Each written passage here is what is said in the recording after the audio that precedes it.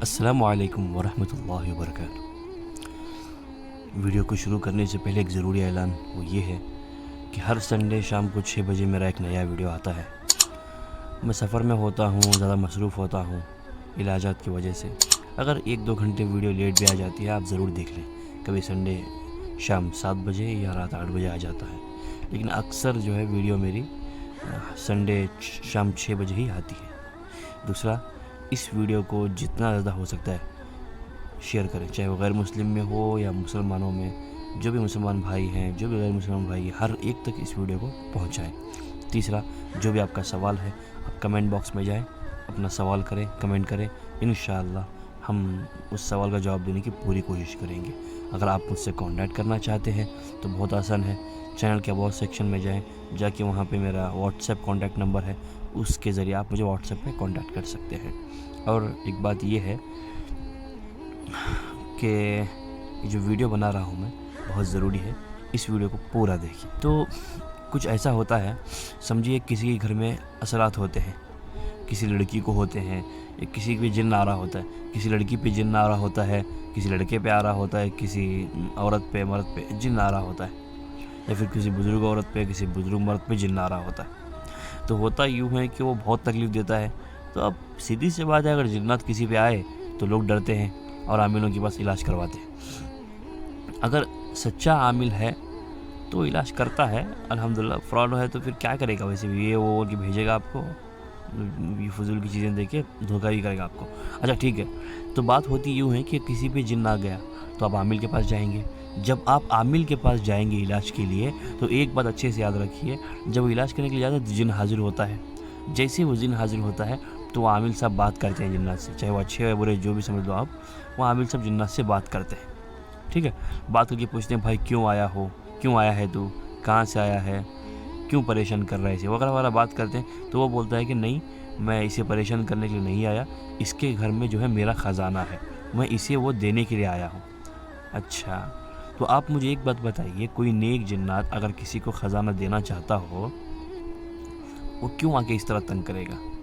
अच्छा जी ठीक है चलिए। तो आमिर साहब कहते हैं अच्छा, तो तू ऐसे भी आके दे सकता था। नहीं, मैं कहाँ पर, आमिर साहब पूछेंगे कि कहाँ पर है वो, नहीं इसके घर में इस रूम पे है, वो इसी के नाम का है ख़जाना, मैं इसे ही दूंगा। अच्छा, तो अगर वो फ्रॉड आमिल हुआ तो कहता है कि देखो ऐसा ख़जाना है आपके घर में, ऐसे करेंगे, ऐसा ऐसा मसला है, क्या करेंगे आप। तो ख़जाना सुनते ही लोग समझते हैं कि भाई हो सकता है थोड़े तंगी हालत में होंगे, थोड़ी परेशान में होंगे, सोचते हैं कि इंशाअल्लाह ये ज़रिया मिल गया हमारे लिए, हो सकता है कुछ पैसे वैसे बना ले हम लोग भी। तो आमिल साहब से कहते हैं कि कैसे निकालना है, क्या करना है। तो आमिल साहब घर पर आते हैं, देखिए बोल जिन्नात जो है इतना बोल के चला जाता है, वो इसीलिए आ रहा हूँ मैं, यानी ख़जाने के लिए आ रहा हूँ, अगर ख़जाना देखिए मैं चला जाऊँगा इस लड़की पे से या इस औरत पे, जिस पे भी आया हो, इसे ख़जाना दूंगा, फिर मैं यहाँ से चला जाऊँगा। अच्छा, फिर वो लोग क्या करते हैं, आमिल साहब को घर पे लेके आते हैं। अगर वो सही आमिल साहब हैं तो याद रखिए वो सच्चाई ही बताएंगे, अगर फ्रॉड है तो वहाँ पे ख़जाना हो या। और एक बात अच्छे से याद रखें, जिन्नात बहुत ज़्यादा झूठ बोलते हैं, कभी इनके बातों पर जल्दी यकीन नहीं किया जा सकता। वो इसलिए, अब ख़जाना है बोल के वो कई मरतबा जिन्नात झूठ बोल के सिर्फ लालच पैदा करने के लिए, तकलीफ़ देने के लिए, परेशान करने के लिए, आपको पूरी तरह से लुटवाने के लिए भी झूठ बोला करते हैं। अगर समझिए कोई झूठा जिन्नात निकल गया, और सच्चाई ये है कि ऐसे जिन्नात झूठे ही होते हैं, सच्चे कम होते हैं, झूठे ज़्यादा होते हैं। तो जब अगर सच्चा आमिल साहब है तो बोलेंगे नहीं ये कुछ भी नहीं है, वो जिन्नात परेशान कर रहा है आपको, वहीं पे बोल देंगे। वो कहीं पे जब इलाज करने के लिए लाओगे आप, तो बोल देंगे देख ये सब करना है तो खुद ला के दे, वरना छोड़, जाके परेशान मत कर बोल के किसी तरह से भेजेंगे। और लोगों को भी समझाएंगे कि इस चक्करों में ना पड़े बोलकर। अगर फ्रॉड होगा आमिल तो बोलेगा एक काम करें, चले देखते हैं घर पे। जब घर पे जाकर देखते हैं तो अरे रे रे, इस रूम, उस जगह उसने बोला होता है कि यहाँ पे इस रूम में मैंने रखा है, वो रूम में रखा है बोलकर। ठीक है, तो आमिल साहब क्या करते हैं, अरे इस जगह पे है, लेकिन क्या है इसे निकालने के लिए जो है ये चीज़ें की ज़रूरत पड़ेगी, वो चीज़ों की ज़रूरत पड़ेगी, अच्छा खर्चा करवाएंगे आपसे। या फिर ज़्यादा कम हुआ तो पैसे खुद मांगेंगे और फीस भी अलग से मांगेंगे। हम मांग के आएंगे, आके इलाज करवाएंगे, देखेंगे ख़जाने के बारे में, देखेंगे, सोचेंगे खोदना है तो खोदेंगे, पढ़ के कुछ करेंगे, फिर बोलेंगे खोदेंगे। कितने फीट का अंदर है, वो जिन्नात बोलेगा 7 फीट के अंदर है। यानी कि जब वो आमिल सब वो जो अमल करना है वो करने के बाद फिर दोबारा से उस जिस पर भी वो जन्नत आया था दोबारा से उस पे जिन हाजिर करेंगे। क्या करेंगे, कैसे करेंगे, वो बहुत लंबी कहानी है। कैसे में से जैसे भी हो सकता है उस हाजिर करेंगे। वो हाजिर तो उसका इरादा तो क्या है, परेशान करना है, तो वो हाजिर होगा ही होगा। होने के बाद क्या करता है, नहीं कितने, आमिर साहब पूछेंगे कि कहाँ कितने अंदर है, वो बोलेगा 7 फीट के अंदर है। अच्छा, अगर वाकई में सही होते तो बोलते तो खुद उठा के दे, या फिर परेशान मत करके बोल के भेज देते उसे। वो ऐसे नहीं करेंगे, खोदने के लिए लगाएंगे, 7 फीट खोदेंगे, वहाँ पे कुछ भी नहीं मिलेगा। तो आमिर साहब बोलेंगे नहीं नहीं, यहाँ पे जो है किसी की नीयत ख़राब होने की वजह से हट गया वो खजाना, थोड़ा आगे हट गया। वो जिन्नात को बुलाएंगे, नहीं वो थोड़ा ये यहाँ पे जो है मुझे काम करना है, अगर वो खजाना आपको लेना है तो मुझे इन घर में से किसी एक की जान देनी होगी, ये बोलेगा। या फिर वो ख़जाना आपको चाहिए तो आप इन घर में से किसी, या फिर जिस लड़की के आंग में, जिस्म में, या बुजुर्ग जिस पे भी आया हूँ मैं, यानी कि किसी लड़की पे आया है, किसी मर्द पे आया है, तो किसी औरत पे आया है, तो ये बोलेगा मुझे इस औरत को मैं लेकर जाऊँगा साथ में, या इस आदमी को लेकर जाऊँगा, जिस पे मैं आया हूँ इसे मैं अपने साथ लेकर जाऊँगा। अब वैसे भी डर जाते हैं लोग, डर के बंद कर देते हैं वो। फिर क्या करेंगे, ख्वाहिश तो बढ़ेगी ना यार, कुछ ना कुछ तरीके से निकालेंगे। एक आमिल साहब तो नहीं हुआ, कोई दूसरे आमिल साहब इसी तरह ताकतवर होंगे, वो जिन्नत को भी काबू कर लेंगे और जो है ख़जाने को भी निकाल लेंगे। किसी और आमिल के पास जाते हैं, वो भी काबू करने की कोशिश करते हैं। अब वो अक्सर इसमें ख़जाने के चक्कर में फ्रॉड आमिल ही आते हैं, अच्छे आमिल कभी आते नहीं इसके चक्कर में। आए तो ये बड़ी मुश्किल है, सिर्फ भाई ना के बराबर ही समझो, नहीं आते। हाँ, तो अगर आप ही गए तो इन शयातीनों और जिन्नातों का चक्कर समझ जाते हैं, लोगों को समझा देते हैं, कुछ आगे बढ़ने ही नहीं देते, बता देते हैं सब झूठ बोल रहा है बोलकर। फिर ऐसे ही आगे बढ़ते हैं, एक आमिल आता है, फिर 2 आमिल आता है, फिर 3 आमिल। वो जिन्नात ऐसे ठगा ठगा ठगा कि आमिल भी ठगा ठगा अच्छा लूट के उन्हें खर्चदार बना के चले जाते हैं। वो इतना खर्चदार बन जाता है, खुद के खाने के लिए पैसे नहीं होते, ऐसी हालत उसकी हो जाती है। इन जिन्नातों के चक्कर में भी ना आए। एक बार समझ में आई बात को। एक मरतबा का सिंपल सा वाक़या है, ये कि एक खेत में एक ख़जाना था। एक बुज़ुर्ग औरत थे, उनके आगे में जिन्नात आ गया जिस्म में, आके बोला कि यहाँ पे ख़जाना है, आप ले लो। जब वो ख़जाना निकालने के लिए आमिल साहब को लेकर आए तो मिला नहीं उनको। तो फिर बोला कि नहीं मैं नहीं दूंगा, इतने दिनों के बाद दूंगा, मैं फिर दूंगा, इतने दिनों के बाद दूंगा। फिर जब भी पूछेंगे वो वक्त, यानी कि बोलेगा कि वो 4 महीने के बाद दूंगा। जब 4 महीने पूरे हुए तो पूछेंगे कि 4 महीने तो आपने वक्त जो बताया था वो पूरा होगा, कब निकाल लें? तो फिर कहेगा नहीं मैं 1 साल के बाद दूंगा, 3 महीने के बाद। ऐसा करके ठगा के परेशान करके उनको रखा है। हाथ तक वो बेचारे, वो बुजुर्ग औरत जिसके जिस्म में आया करता था वो बीमार पड़ गए और उन्होंने गुजर गए। वो आज तक ठगाते और वहाँ पे फ्रॉड आमिल बहुत सारे आए। अब सीधी सी बात है, उन्होंने बोला ये खजाने हिस्सा ऐसा है, अगर एक आदमी को भनक लग गई तो दूसरा भी सोचेगा यार मुझे भी कुछ हिस्सा मिलेगा, मैं अपने आमिल को लाता हूँ, मैं अपने आमिल को, फिर एक आमिल को लाएगा, फिर दूसरा एक और आमिल को लाएगा। ये लंबी चेन होती चली जाती है। मीडिया बोलते हैं बीच में होती है ना, ये क्या करते हैं, इन्वेस्ट करके किसी पर आमिल पे वो खुद आमिल को लेकर आते हैं काम करवाने के लिए। वो इनको भी लूटता है, ओनर को भी लूटता है, लूट के अच्छा फ्रॉड करके चला गया उनके साथ में। अब वही हुआ उनके साथ में किस्सा, आज तक कुछ मिला नहीं उनको। खजाना बोल, आज बेचारे वो इतने खर्चदार हो गए हैं। जूतों की दुकान उन्होंने डाली थी और वो भी पूरी खर्चदार में है, इतनी हालत बुरी हो गई। एक चीज़ हुई, ये सच्चाई बता रहा हूँ मैं आपको। अब दूसरा, अब किसी घर में क्या होता है कि घर में अंदर ज़मीन के अंदर से किसी बर्तन पटकने की या बर्तन की ऐसे खींचातानी की आवाज़ें आती हैं। कोई बंदा अंदर से बर्तन पटक रहा है, यानी कि गिरा रहा है ज़मीन, मतलब मार रहा है ज़मीन को, या फिर कोई जो है कि अंदर से कोई चीज़ खींच रहा है, ऐसी आवाज़ आती है। तो हम लोग ये समझ लेते हैं कि वहाँ पे ख़जाना ही है। तो अरे ये आवाज़ ऐसे क्यों आ रही है, कि हम लोग क्या करते हैं, हमें पहले डर लगता है, हमें क्या है यार घर में, क्या समझ में नहीं आ रहा। एक आमिल साहब को लाते हैं। आजकल तो फ्रॉड आमिल आपको 99% फ्रॉड मिलेंगे, सिर्फ 1% सही आमिल मिलेंगे। वो आएंगे, आगे देखते हैं, अरे नहीं, अगर सच्चा आमिल होगा तो बोलेगा देखो ये जिन्नत के असरात हैं, जो करना है अपने तरफ से बंदिश करना है, जो करना है करके ख़त्म करके चले जाएंगे। अगर ख़जाना भी होगा तो बताएंगे, लेकिन ये भी बताएंगे इन चक्करों में मत पड़ो, ये जिन्नत शयातीन परेशान करेंगे, चीज़ देंगे नहीं कुछ।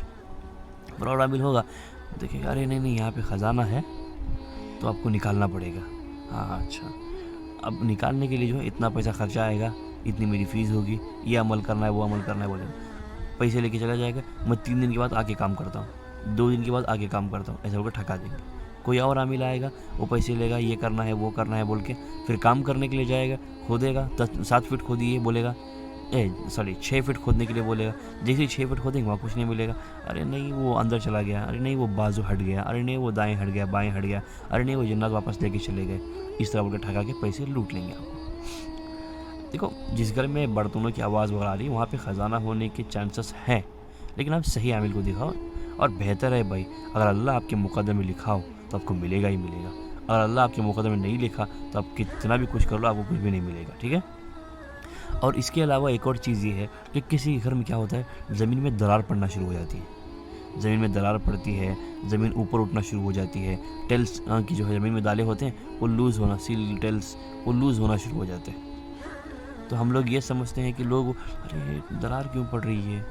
अगर कोई कुछ ज़्यादा समझदार हुआ तो ये सोचता है यहाँ पे ख़जाना है, शायद अंदर कुछ दफीना है, वो बाहर आ रहा है इसलिए ऐसा कुछ हो रहा है। या फिर कुछ लोग क्या हो रहा है ज़मीन को, या फिर क्या सीमेंट जितनी मरतबा भी करते हैं वो जानबूझ के दरार पड़ती है और ज़मीन ऊपर उठ जाती है। किसी मुखिया की कुछ असरात हुए हैं भाई हमारे घर पे बोल के वो किसी आमिर को लेके आते हैं, वो बोलता है कि नहीं इसमें ख़जाना है, वो ख़जाना जो है ऊपर आ रहा है वो, इसलिए आपको ऐसा हो रहा है। तो अरे इतने कर्जदार हैं हम, इतना परेशान है हम लोग, तो ख़जाना मिलेगा तो कुछ ना कुछ तो होगा हमारे साथ। तो क्या करते हैं, वो ख़जाने के लिए कोशिश करके निकालने की कोशिश करते हैं, खोदते हैं ज़मीन को। बोलता है आमिर कि एक काम करो आप 5 फीट खोदो मिल जाएगा, ठीक है। वो खोदने से पहले अच्छी फ़ीस लेता है और अमल करने के लिए ये वो बोल के पैसे ले लेता है। जब खोदते हैं, खोदने के बाद वहाँ पे उनको कुछ भी नहीं मिलता। अरे नहीं जो है किसी की लालच बढ़ गई इसलिए वो अंदर चला गया, बाहर चला गया, उठा के चले। ऐसे फजूल की बातें बोलेंगे आपको, आप पागल नहीं, आप पूरी बेवकूफ़ हो जाएं और साथ ही साथ आप पैसे लुटवा, इन अमीरों के पैसे लुटवा के पागल हो जाओगे। अगर सही में ख़जाना हुआ, अल्लाह आपने मुकद्दर में लिखा हुआ अल्लाह ने आपके, तो आप खोदते ही आपको सामने दिख जाएगा, आप उठा लेंगे, मिल जाएगा, नसीब आपकी, किस्मत आपकी सुधर जाएगी। वो अल्लाह लिखना चाहिए। लेकिन ये ज़मीन फूटना, ज़मीन में दरार आना, ये शयातीन भी करते हैं और ज़मीन की कुछ वजह से भी होता है, ये बात अच्छे से याद रखिए। मैं यहाँ पे जो है एक छोटा सा वाक़या बताता हूँ आपको ताकि सच्चाई मालूम हुआ आपको। एक स्वामी जी थे, तो एक आदमी था जिसका बहुत बड़ा बिज़नेस है, इंपोर्ट एक्सपोर्ट का बहुत बड़ा बिज़नेस था, यानी कि बहुत ज़्यादा बड़ा ज़बरदस्त बिज़नेस था उसका। तो वो कुछ परेशानी की वजह से एक स्वामी जी के पास गया। स्वामी जी घर पे आए, उसने घर के परेशानियाँ बताने के बाद वो बोले कि घर पे आके इलाज करेंगे। घर पे आए हो, घर पे आने के बाद हुआ यूँ कि हाँ स्वामी जी देखे इधर उधर देखने का, नहीं आपके घर में ख़जाना है इसलिए आपको परेशानी आ रही है। तो वो सोचा आदमी कि यार इतना बिज़नेस है मेरा, फिर अगर और ख़जाना मिल जाता तो और बिज़नेस बड़ा होगा, तो क्या करेंगे, क्या ज़्यादा कुछ नहीं किया। तो बोला कि अच्छा ये ख़जाना कहाँ पर है, कैसे निकालें। तो स्वामी जी ने कहा तो यहाँ पे इस जगह पे है, यानी कि इस रूम में, इस हॉल के इस जगह पे है, इस रूम में इस जगह पे है, आप निकाल लेंगे तो आपका फ़ायदा है, ठीक है।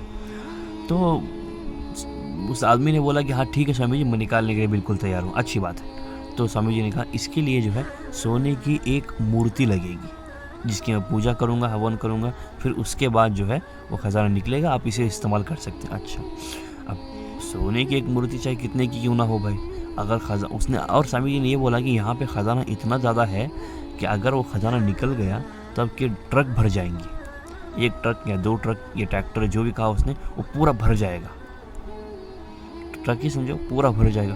अरे एक सोने की मूर्ति के ऊपर मैं इतना खर्चा कर दूँ तो क्या हुआ, वो आदमी सोचा इतना खर्चा कर दूँ तो क्या हुआ, लेकिन इतने ट्रक भर के मुझे ख़जाना मिल रहा है तो बहुत ज़्यादा बड़का हुआ। तो स्वामी जी की बातें बोलने के लिए वो प्योर ओरिजिनल सोने के, स्वामी ने कहा था कि ओरिजिनल चाहिए, 1% मिलावट नहीं होना चाहिए। तो उसने क्या किया, बनाया, तकरीबन 1 करोड़ रुपये या 3 करोड़ रुपये खर्चा करके उस मूर्ति को बनाया। उसने, स्वामी जी ने बताया कि इतने किलो की होनी चाहिए, शायद पता नहीं हो कितने किलो की थी, बोला था उन्होंने, स्वामी जी ने, नहीं पता मुझे।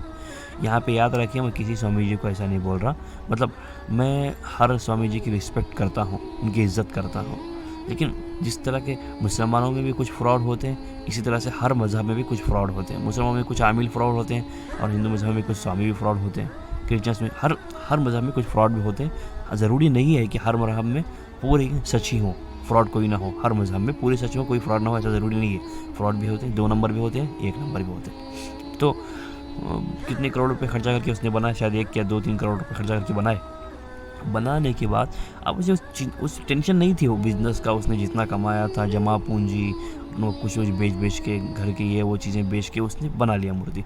अब टेंशन नहीं थी भाई, इतना ट्रक भर के मुझे मिलने वाला है तो ये मामूली 1-2 करोड़ रुपये क्या है, ये घर के बेच दिया तो क्या फ़र्क पड़ रहा है। तो उसके बाद उसने बनाया। तो कुछ दिन के बाद स्वामी ने कहा कि मैं इस दिन आके पूजा करूँगा। तो उसने जाके इत्तला दी, यानी कि बोला कि नहीं मूर्ति तैयार हो चुकी है, अब क्या करें। जैसे मूर्ति तैयार हो गई बोला स्वामी को, तो स्वामी जी ने कहा मैं इस दिन आके पूजा करूँगा। अच्छा, तो अचानक से स्वामी बीमार पड़ गए। हालांकि बीमारी कब किसे आती है क्या पता यार। जब बीमार पड़ गए तो उस आदमी ने स्वामी जी का, यानी कि खुश था ना उससे, क्योंकि इलाज खजाना निकालेंगे यानी कि अब स्वामी जी को भी खुश करना था। तो उसने ऐसे हॉस्पिटल में, ऐसे हाई फाई हॉस्पिटल में इलाज करवाया उनका, जिसका लाखों करोड़ों रुपये, मतलब लाखों बिल आता है वहाँ का। एकदम ज़बरदस्त प्रीमियम हाई क्लासिक क्या कहते हैं वो, समझ लो कि ज़बरदस्त हॉस्पिटल, एकदम हाई फाई हॉस्पिटल में उसका इलाज करवाया स्वामी जी का। तो इलाज करवाया तो स्वामी जी बिल भी उस आदमी ने ही दिया और स्वामी जी ठीक हो गए। मतलब ठीक होने के, बीमार सच में थे वो, उसका ठीक होने के बाद तो क्या किया उन्होंने, तो मूर्ति मंगवा के उन्होंने पूजा करना शुरू किया। तो उसने बोला कि सुबह तक जो है ख़जाना जो है निकल जाएगा, बोलकर उनके घर में थे या बाहर थे नहीं पता, या अपने घर में थे या उनके घर में थे नहीं पता, लेकिन समझदार अगर होता ना वो बंदा तो सामने सुबह तक उनके सामने रहता। वो सामने रहने के बजाय मूर्ति दे के चला गया, सुबह आऊँगा बोलकर। सोने के लिए चला गया या अपने घर पे चला गया, जैसे गया स्वामी के पास मूर्ति दे के चला गया। स्वामी जी रातों रात पहले ही उन्होंने टिकट बुक करके रखती थी, कहाँ जाना है कहाँ नहीं है। तो रातों रात मूर्ति को लिए और रफू चक्कर हो गया। सुबह वो ढूंढता है कुछ भी नहीं मिलता है उसे, यानी कि खजाना भी नहीं मिलता। स्वामी जी भी मूर्ति लेके गायब, बिजनेस का पैसा, घर का पैसा जो भी इन्वेस्ट किया था पूरा बर्बाद, उल्टा खर्च में आ जाता है। तो इस तरह करके वे इंसान को लूटते हैं, ये एक बात अच्छी तरह से याद रखें। चलिए आज की वीडियो में बस इतना ही। अस्सलाम वालेकुम व रहमतुल्लाहि व बरकातुहू।